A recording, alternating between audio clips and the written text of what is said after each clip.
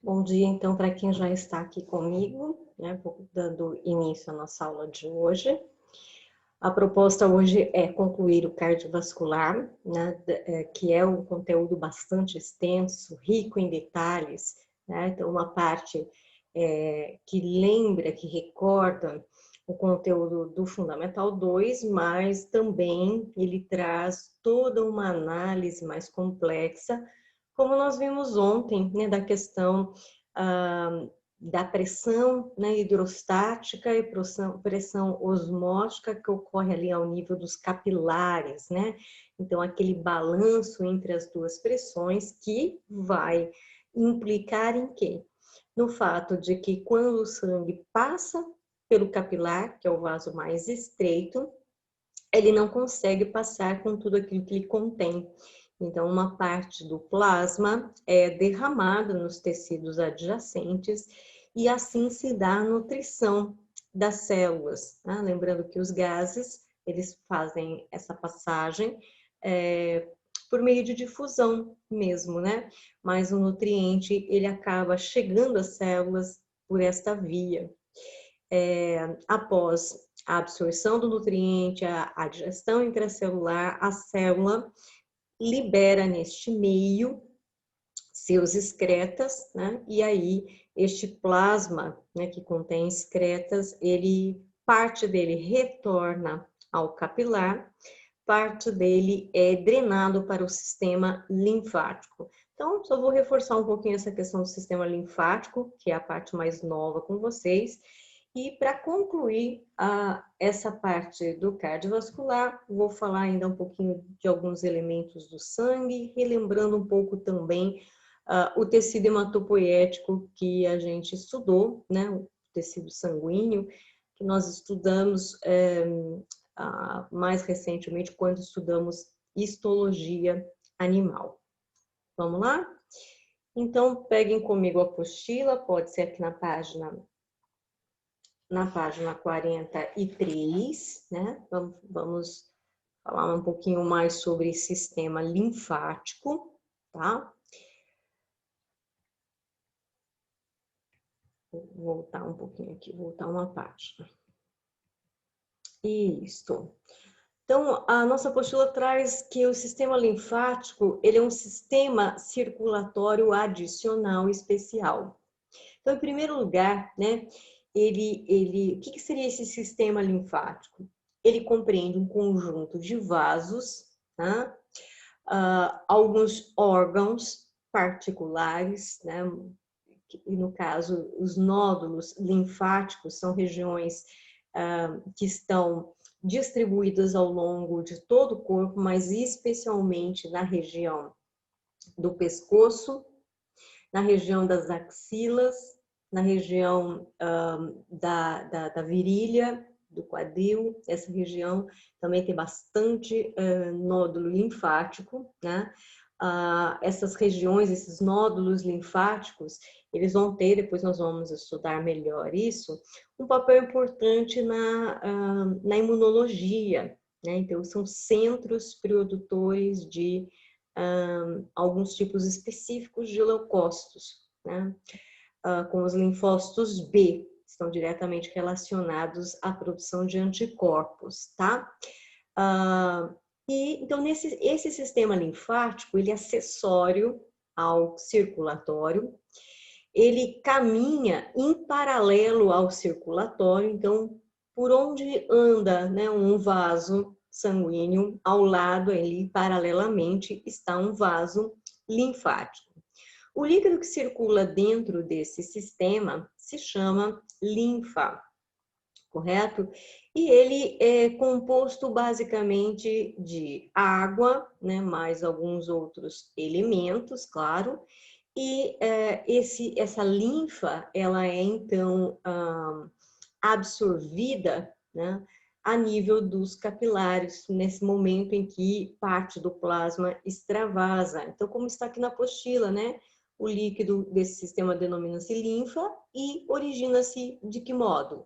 Durante o trajeto do sangue, através dos capilares, ocorre a passagem de líquido. Então, ele está se referindo aqui ao plasma, né, parte do plasma, que derrama nos tecidos adjacentes. Esse líquido, que na verdade é o plasma, banha as células, né, toda a troca ali que ocorre, e depois ele é recolhido de volta aos capilares em sua maior parte, porém o restante é drenado pelos vasos linfáticos. Na linfa encontra-se resíduos das células. Pode ter bactéria morta, que mais? Moléculas proteicas, grandes partículas, eventualmente, que estão aí nesse meio intercelular. Em várias regiões ao longo do trajeto dos vasos linfáticos surgem gânglios linfáticos ou nódulos linfáticos, né? Cuja missão é filtrar e purificar a linfa, né? São regiões que a gente chama de depuradoras, a depuração da linfa, que nada mais é do que esse processo de filtragem, de remoção de resíduos e eventualmente de antígenos, se tiver. Então, neles são extraídos as partículas por filtração, são fagocitadas, então tudo que é impureza ali é removida por um tipo específico de leucócito que tem ação fagocitária, que ele vai fagocitar, ele vai englobar isso e digerir, tá? E também são centros produtores de linfócitos. A linfa é drenada nos tecidos, né? E lançada na corrente sanguínea de volta ao nível da veia cava. Então, veja, saiu lá do nível do capilar, né? Caminhou aí pelo sistema linfático em paralelo ao circulatório, filtrou, tal. Mas em que altura desse caminho todo esse plasma retorna à circulação? Ele retorna ali na altura da veia cava, ou seja, aquela que já está retornando ao coração pelo átrio direito. Tá bom? Só para amarrar um pouco esse conteúdo, tá? Frisando um pouco mais o sistema linfático, né? Que não é um sistema aí muito cobrado, né? Depois a gente vai falar um pouco mais sobre ele na imunologia, né? Então esse papel é mais importante e mais bem estudado lá, mas é um sistema do nosso corpo meio misterioso, digamos assim, meio incompreendido. Então agora chega o momento da gente entender como é que ele funciona, tá certo? Bom, aqui toda essa parte eu já trabalhei, as pressões aqui. Bom, aqui eu não trabalhei ainda, né? Então vamos falar um pouco desse gráfico aqui. Bom, um dos gráficos que eu trabalhei com vocês, né, foi um gráfico que mostrou que como é que é a variação de pressão ao longo de toda essa trajetória. Então, nós vimos que a maior pressão está ali, a maior pressão sanguínea está ali na artéria aorta, quando o sangue acaba de deixar o ventrículo esquerdo. Então, ali onde há maior pressão, perfeito? E ao longo de todo esse caminho, até chegar na veia cava, lá do outro lado do coração, no átrio direito, onde o sangue retorna, há essa diminuição de pressão, tá? Só que agora nós vamos considerar, além da pressão, algumas outras variáveis, tá certo? Então aqui o texto ele descreve essa questão da pressão que eu falei, que sai com 120 milímetros de mercúrio e retorna com 80.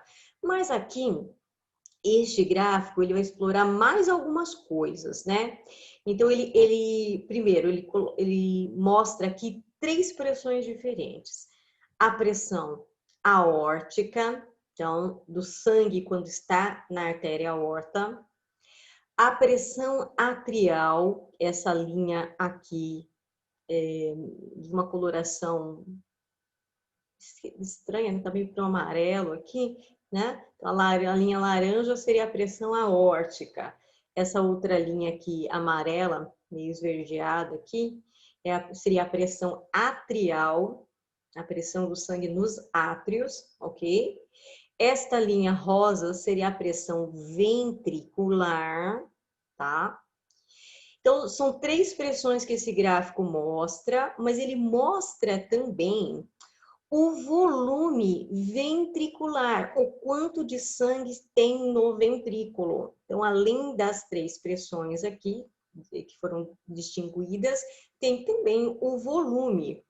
Então, a gente vai observar o volume de sangue nos átrios. Geralmente, esse gráfico ele aparece numa questão, né, com os números ou letras A, B, C, D, e pede para você identificar cada uma das variáveis, justificando, tá bom? Então, não é uma coisa que é para decorar, então eu vou explicar como é que, aliás, explicar o comportamento de cada uma dessas linhas aqui nesse gráfico, para que você consiga, então, entender, né, por que uma dessas linhas representa a pressão aórtica, outra atrial, a outra ventricular e também o volume ventricular. Então, como distinguir cada uma sem ter que decorar?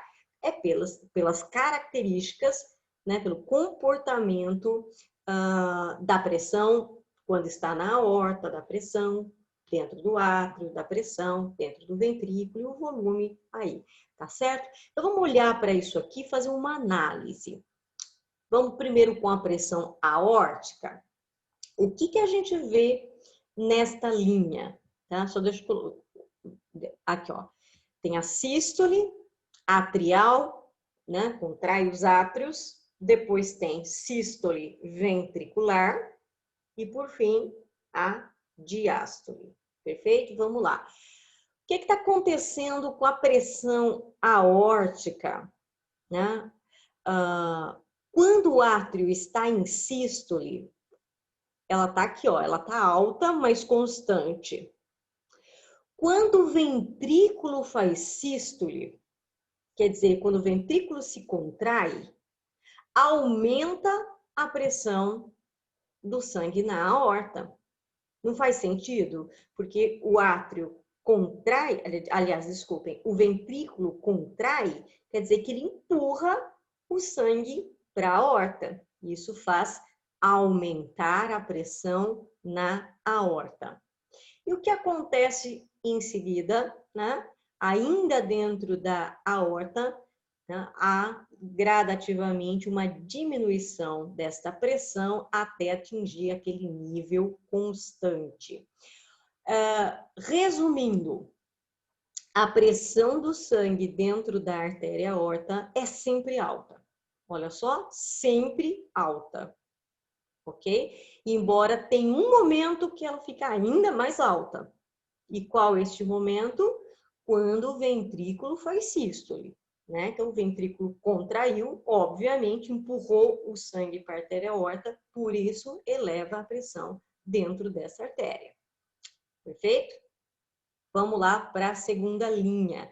Vou falar dessa linha aqui, da pressão atrial, ok? O que a gente nota? Vou colocar no geral primeiro.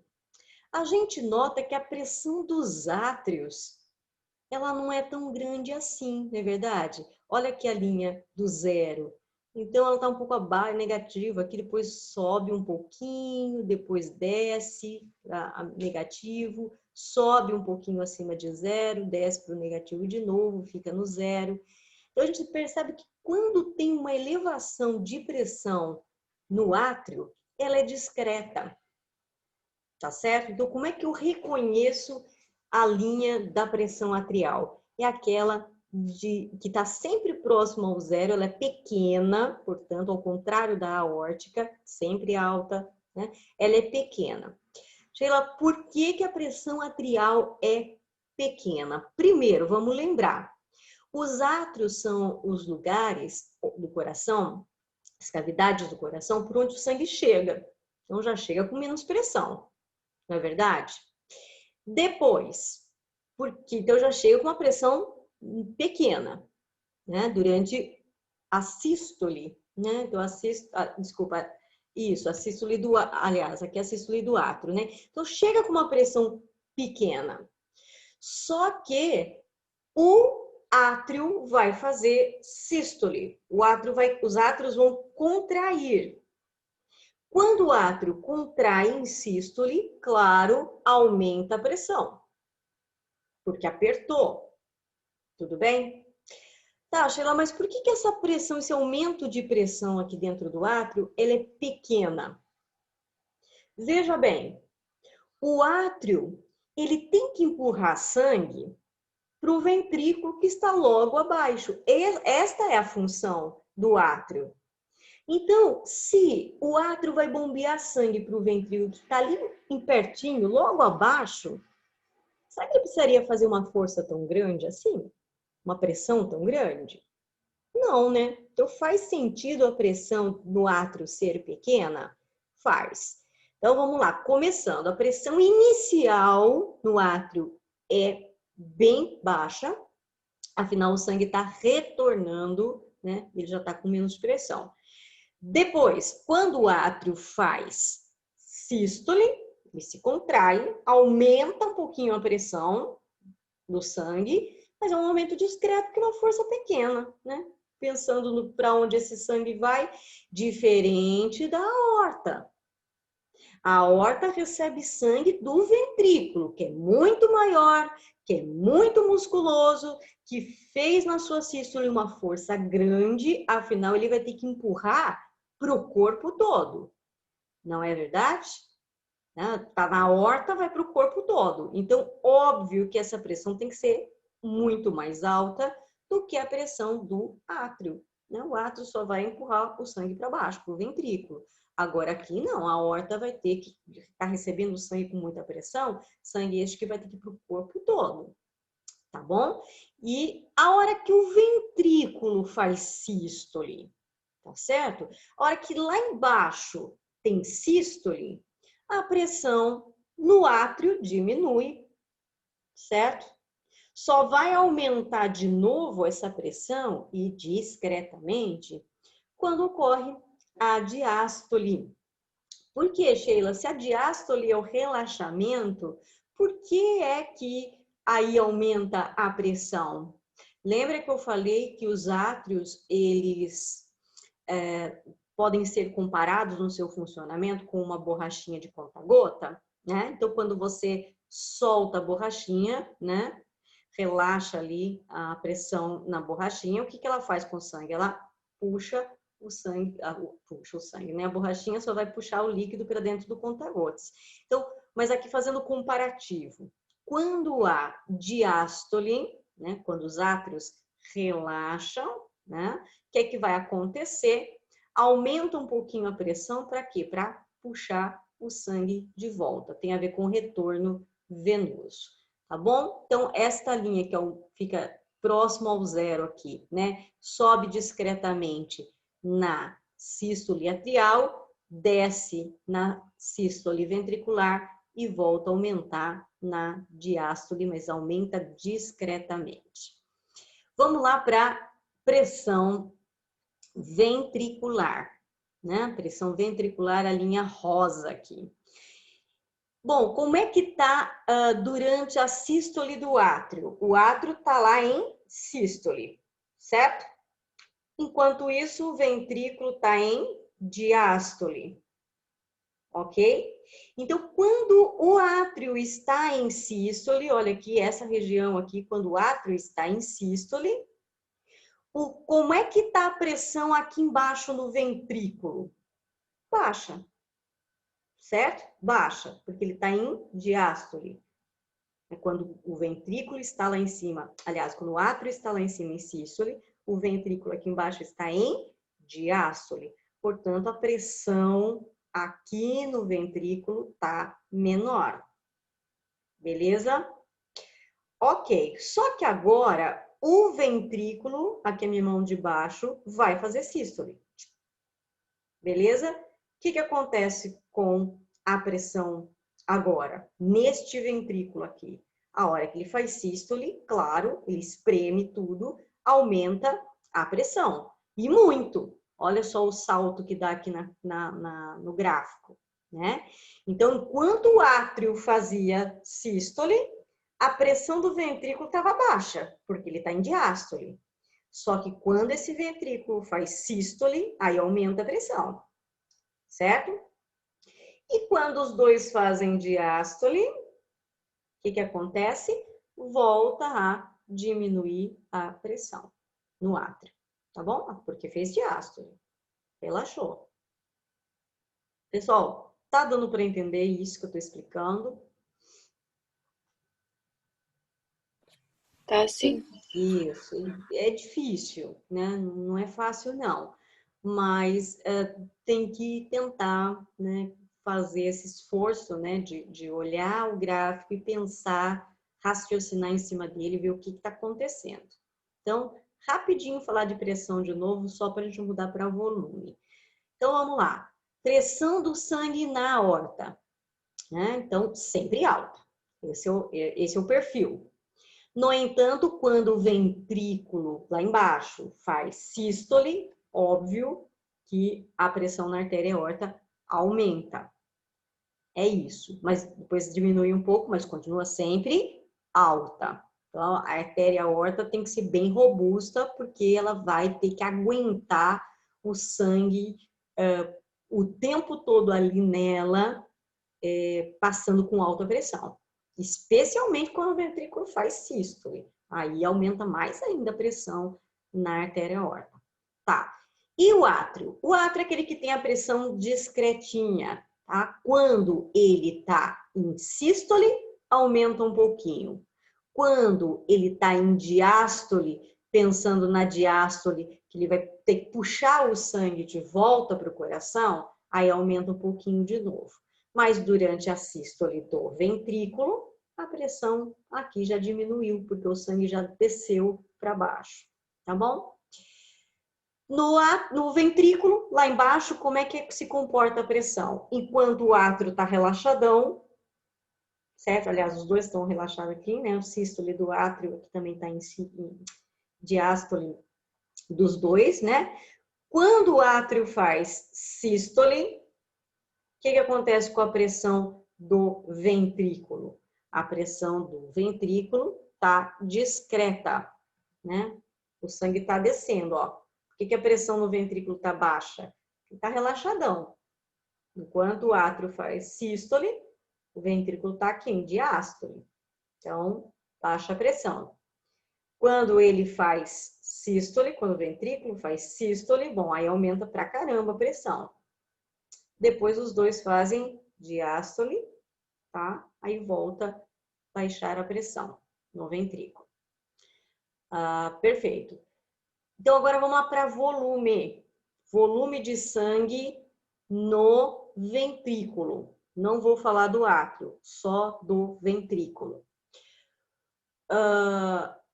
Tudo bem que está abaixo desta linha pontilhada. Só que entendam que esta parte aqui não é negativo. Isso aqui, na verdade, juntou dois gráficos em um. Aqui é pressão, aqui é volume. Olha onde está o zero do volume. Aqui embaixo. Não é este o zero do volume, tá bom? O zero do volume está lá embaixo. Então, o que eu vejo? Que quando o átrio está em sístole, não é? Olha aqui no gráfico, sístole atrial. Quando o átrio está em sístole, como é que está o volume daqui de baixo do ventrículo? Alto. Por que alto? Porque está enchendo de sangue. Fez sístole aqui em cima e empurrou o sangue para baixo. Então, o volume do ventrículo aqui embaixo está alto. Mas quando o ventrículo aqui embaixo faz sístole, o que acontece com o volume dele? Baixa, porque afinal ele fez sístole, esvaziou. Mandou para a artéria. Entende? Esvaziou. Mas quando faz diástole, de novo, aí volta a encher. Então, o volume volta a aumentar. Gradativamente, porque enquanto está fazendo a diástole aqui, né? Termina primeiro a diástole do átrio, né? Então, enche o átrio, né? E gradativamente vai enchendo o ventrículo também. Então, quando é que o volume de sangue está alto no ventrículo? Durante a sístole atrial, porque está enchendo o ventrículo, né? E durante as diástoles, né? Porque aí abriu tudo, começa a encher o coração de volta com sangue. Só diminui o volume do ventrículo, a parte de baixo, quando, né? Só diminui esse volume aqui embaixo quando ele faz sístole, porque daí ele empurra para a artéria e diminui o volume dentro do coração. Então é isso, é assim que a gente analisa o gráfico, é assim que a gente interpreta. Então, se alguém pedisse, né, para você identificar letras A, B, C, você teria que colocar esses nomes aqui, justificando, porque a pressão aórtica sempre fica alta, mas se eleva ainda mais na sístole ventricular. Por que esse aqui é a pressão atrial? Justifique.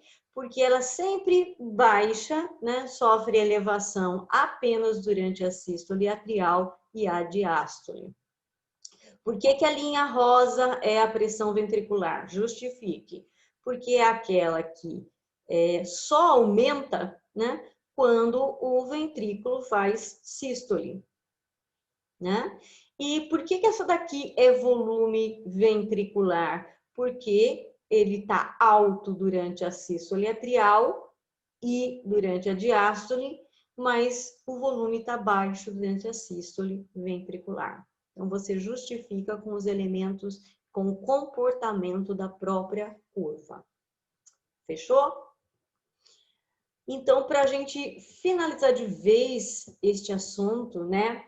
Aqui, retomando um pouquinho de sangue do tecido hematopoético. Então, a maior parte dele é plasma, é líquido. E o que é que tem no plasma? Tem proteínas plasmáticas, aquelas que eu falei que vão determinar a pressão osmótica, a pressão do próprio sangue, né? Essas proteínas, algumas delas têm função de transporte, é o caso da albumina, né? Então, por que transporte? Porque algumas substâncias vão caminhar no plasma ligada à albumina. Então, por exemplo, a vitamina C. Você ingeriu vitamina C, onde ela vai estar? No seu sangue, no plasma, ligada a uma proteína chamada albumina, no plasma, né? Sheila, albumina eu já ouvi falar, mas se referindo a ovo. Pois é, a proteína da clara do ovo também é albumina, a mesma que você tem na corrente sanguínea. Quando você ingere o antibiótico penicilina, né, ele caminha na circulação ligada à proteína do plasma. Ácidos graxos, íons diversos. Então, uma série de elementos, não precisa saber que elementos são estes, mas precisa saber que parte do que está no plasma é arrastado por ele, mas algumas coisas vão ligadas às proteínas do próprio plasma. Outra função do plasma é nutrição. No plasma de um indivíduo adulto, encontramos 200 gramas de proteína aproximadamente. A essa quantidade chamamos de reserva proteica, pode ser utilizada em casos de necessidade. Então, veja que o plasma também tem uma função de nutrir o teu corpo. O plasma tem função de pressão osmótica, relacionada às proteínas que o constituem, tá? Então, é esta pressão aqui que promove o retorno do sangue lá no nível dos capilares. Quando o sangue derrama, o que puxa ele de volta para o capilar venoso? Essa pressão osmótica, também chamada de oncótica ou coloidosmótica, é a mesma. O plasma também tem função de coagulação sanguínea, já que nele está esta proteína chamada fibrinogênio, que participa do processo de coagulação, que daqui a pouco a gente vai lembrar qual é. E o plasma tem função de defesa imunológica. Por quê? Porque é nele que estão os anticorpos, tudo bem? Ou imunoglobulinas, que é a mesma coisa aqui, anticorpos. Então, veja quantas funções tem o plasma. A gente costuma generalizar, dizendo, o plasma ele faz transporte, né, de substâncias. Mas aqui está detalhando mais. Espera lá, não é só isso não. Olha quanta coisa ele faz também. Ele é responsável por defesa imunológica, porque nele está anticorpo. Ele é responsável pela coagulação, porque as proteínas de coagulação estão nele. Ele transporta algumas moléculas. Então, tem muita coisa aqui para falar. Bom, de hemácia, né, a gente já falou bastante dela, né? Então, é o glóbulo vermelho, também chamado de eritrócito. Sua função é transporte de gases só, ponto final. Leva oxigênio e volta com gás carbônico. Só isso daí. Leucócito, ou glóbulo branco. O seu papel é defesa imunológica. Alguns deles nós vimos lá na histologia, né? Podemos dividi-los em duas grandes categorias. Os leucócitos fagocitários, aqueles que vão destruir antígeno, englobando e digerindo, né? Então, fagocitando. E outros que têm relação com uma imunidade mais duradoura serão os responsáveis pela formação de anticorpos. Então, na próxima apostila, a gente vai estudar imunologia, a gente vai um pouco além nessa questão, tá? E, por fim, no sangue nós temos as plaquetas, que nós já estudamos lá em histologia, que não são células, são fragmentos de células. Essa célula primordial chamada megacariócito, ela é formada na medula óssea, então ela forma lá dentro do osso, vai para a corrente sanguínea, daí ela explode, ela se fragmenta em vários pedaços, e esses pedaços são chamados de plaquetas ou trombócitos, e a gente sabe que o papel da plaqueta é fazer a coagulação. Sheila, trombócito, né? Citocélula, trombo, coagulação. Sheila, tem alguma coisa a ver quando a gente fala que a pessoa quase morreu porque teve trombose? Tem tudo a ver. O que é a trombose? Bom, vamos pensar primeiro numa situação de normalidade. Você tem no seu sangue as plaquetas ou trombócitos que eles têm a função de coagular o sangue quando há um rompimento de vaso. Quando você se fere, quando você corta um vaso sanguíneo, aí que a plaqueta entra em ação e vai tampar aquele buraco, coagulando o sangue, e aí coagula o sangue naquele local e impede que ele fique extravasando. Legal. Acontece que a trombose,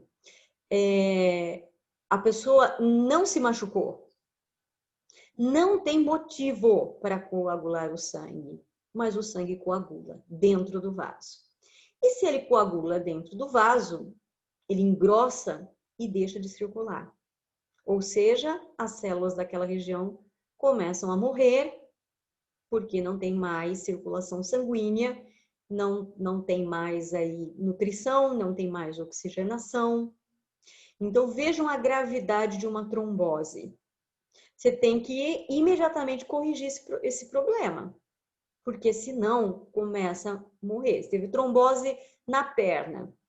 Demora para ser corrigido o problema, você pode ter a morte, né, dos tecidos começam pelas extremidades. Então você pode, por exemplo, perder os dedos do pé, porque eles simplesmente o tempo que você levou até ser socorrido, tudo, necrosou os dedos do pé. Geralmente se amputa neste caso, né?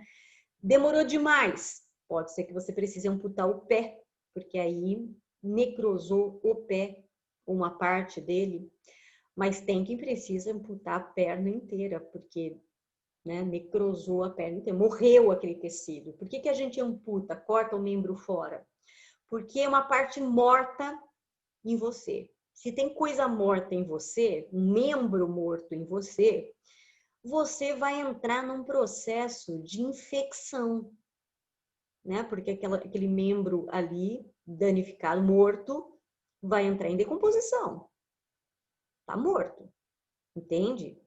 E isso pode gerar uma infecção. Vai gerar naquele lugar uma infecção. Que não tem como você conter, a não ser removendo aquele membro. Por isso tem a amputação. Porque antes você perder aquela perna do que você morrer, porque aquela infecção pode, né, se você não amputar, aquela infecção que está localizada no membro morto, ela se dissemina para o corpo inteiro. Olha o risco. tá bom? E aí, o que que faz, Sheila, quando a pessoa está com trombose? Você tem que controlar essa plaqueta, a atividade da plaqueta. Então, você tem que colocar na pessoa anticoagulante. O que que a plaqueta está fazendo? Coagulando o sangue? Então, você tem que dar para essa pessoa anticoagulante, para fazer o efeito contrário, para que o sangue não coagule, não é hora de coagular o sangue. Beleza? Só para a gente lembrar, porque na verdade a gente viu isso lá na histologia, mas aqui a ideia é retomar, até porque é um negócio complexo, né? Então, o que que a gente tem aqui? Aquele esquema de coagulação. Como é que a plaqueta funciona? Vamos lá. Quando tem uma lesão, o vaso foi lesado, né?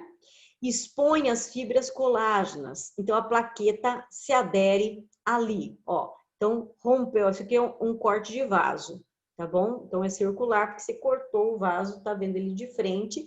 Então, o vaso aqui, ó, tá machucado. Então, tá lesado. O que que acontece aqui neste local de lesão? É liberado uma substância chamada tromboplastina, que é uma enzima que converte uma proteína que você já tinha no sangue, chamada protrombina, e ela é inativa, ela é convertida em trombina, que vai atuar como enzima do próximo processo. O que a trombina faz?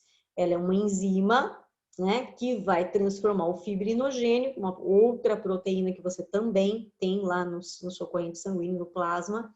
Aí a trombina converte o fibrinogênio em fibrina, que são essas fibras aqui que fazem o coágulo. Então, entope essa região, né, fecha essa região, evita que micróbios entrem, que o sangue daqui de dentro saia, tá? Mas como esse negócio aqui é bem pegajoso, ele gruda várias hemácias ali, então vira uma gororoba, uma pasta ali, né? Nessa região do coágulo. Por isso que a trombose, né, em condições onde não se há um sangramento que precisa ser estancado, ele é perigosíssimo, porque vai interrompe a tua circulação sanguínea. Ok, pessoal? Aqui vou passar um pouco mais rápido, porque esse esquema já foi mostrado para você, já foi ensinado lá quando estudamos o tecido hematopoético. Aqui a ideia é apenas recordar o que já foi visto. Tudo bem? Então agora chega de sistema circulatório, né? Já falamos muito sobre ele. Só, pessoal, porque realmente eu não me lembro, vou pedir uma ajuda para vocês. Eu fiz esses exercícios aqui de locomotor, de sistema esquelético? Eu acho que não. Não, né? Tá, eu imagino que não mesmo, porque eu li e não me lembro de ter feito isso. Mas como eu trabalho esse conteúdo com vocês e com o terceiro ano, eu falei, e agora? Com quem que eu fiz exercício, com quem que eu não fiz? Então, eu fiquei meio na dúvida. Tá, então, realmente não fiz. Então, vou fazer, além desses aqui, ó, que são das duas aulas de cardio, né? Vou fazer também esses exercícios aqui de locomotor. Bom, a primeira questão eu não vou fazer porque ele pede para a gente identificar nome de osso, tá? E eu não quero que vocês decorem nome de osso, porque ninguém vai pedir isso, nem eu, nem vestibular nenhum vai pedir isso. Embora alguns ossos aqui são bem fáceis, né? Ele não pede, por exemplo, a letra A, que é o crânio. Ele pede a letra B, que é a mandíbula, né? Nós temos aqui, só rapidinho, né? Esse daqui é a clavícula, né? Aqui nós temos o externo, letra D são as costelas, a J é o úmero, I é lá atrás a escápula, E a vértebra. Aqui nós temos o K, que fica do lado do polegar, é o rádio, o L é a ulna, o M é o ilho, isquis, que é o N, né, e pubis, que é esse aqui mais da frente, formam, né, o que a gente chama de quadril ou bacia, e o G é o osso sacro, que na verdade é uma junção de vários ossos, né, finalizando aqui a coluna.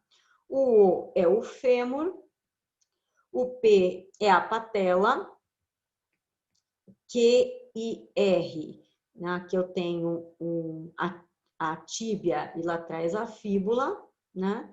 E aqui tem os ossos da mão, são vários, e do pé. Enfim, citei aqui mais para ilustrar, mas não vou nem escrever, não vou perder tempo com isso, porque, como eu falei, ninguém vai pedir isso, cobrar isso de vocês. Então, vamos direto lá para a segunda questão. Cite 2 exemplos de ossos que estão unidos por juntas cartilaginosas. Pode dar uma olhada aqui no esquema para lembrar. Então, junta ou articulação é o local onde 2 ou mais ossos se encontram. Junta cartilaginosa é onde eles se encontram e é a cartilagem que os mantém ligados. Então, nós poderíamos citar aqui as vértebras, olha só, né? Ossos, né, ligados entre si por cartilagem.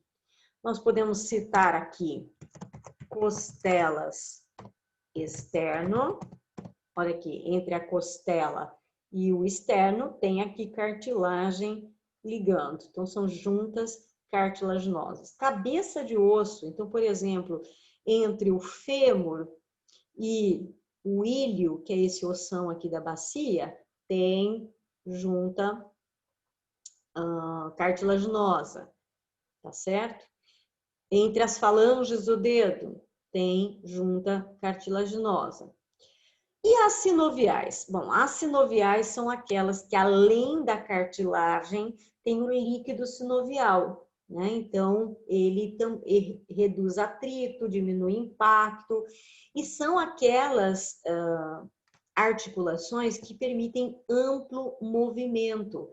Então, onde que é sinovial? O cotovelo, né? Sinovial, o joelho, o tornozelo, mas ele quer que você cite o nome de osso que estão unidos por juntas sinoviais. Então, eu vou colocar aqui o nome dos ossos da junta do cotovelo. Então, no cotovelo, nós temos os seguintes ossos. Húmero, certo? Que é do braço. Rádio e ulna, que são os dois do antebraço. Então, no local onde esses dois aqui do antebraço se juntam com o húmero do braço, né? Essa região aqui, que eu chamo de cotovelo, tá? É uma junta sinovial. Dá mais um exemplo aqui, clássico, o joelho. Podia ser o ombro, né? No joelho, a gente tem o fêmur. O fêmur. A gente tem os dois que constituem a perna, né? Então, a tíbia e fíbula. E além desses dois, na frente tem a patela, que é o ossinho que te permite ajoelhar. Patela.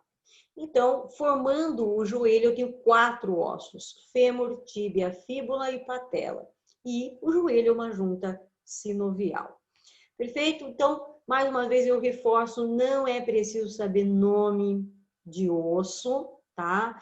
Mas, então, mas se alguém perguntar sobre junta sinovial, vai perguntar o conceito ou vai pedir para você dar exemplo, daí você pode muito bem falar cotovelo, joelho, ombro, tá? Sem precisar dizer nome de osso que forma essas partes.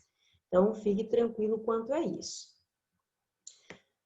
Então, de sistema esquelético, é só isso daqui. Vamos lá para a primeira aula de cardio. Gente, já deu meu horário, né? 7h50, acabei de ver. Já deu.